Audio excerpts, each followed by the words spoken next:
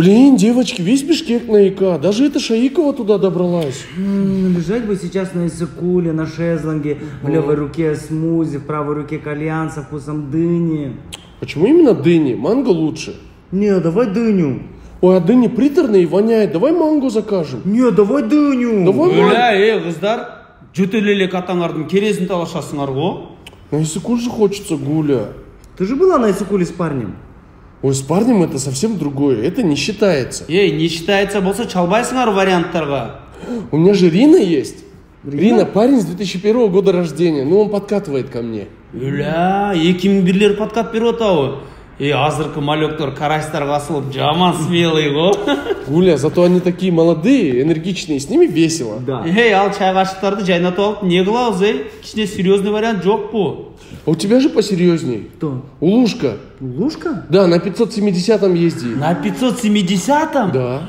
Капец, он душевный, Ты же не знаком, откуда знаешь, что он душевный? Ну? Ой, кто на 570-м ездит, все душевные. На расслабоне, на чили, проблем нет. И она фитайдаган теректер дайма, ысып, терде, бенза жоқ. Позвони ему, а? Нет, Улушка не вариант. Его же недавно на Ауди пересадили. Азыркы заманда адамдарда душевность жаман бат жоқ олот, а? Может, мен вариантыма шалып көрбөлүбү? Ухажерым бар, Токи. Что за Токи? Токи ЖК. Он, что ли? То, что он кидает реакцию на твои сторис, это не ухаживание. Азыр балдар тормас, ушуга Кудайга шүгүр деп туралы. Жалайынбы? Нет, не надо. Мы сами поедем туда. И отдохнем, как сильные независимые девушки. Давай. И отдохнем достойно. Поскольку нужно скинуться, чтобы достойно отдохнуть? Ну, минимум 200 баксов. Тебе ли кавага чаласың ба? Шалып көрейін бе? Алло? Бердегі ава? Қандайсыз? Мен Гуля. Гулячы? Көк чай?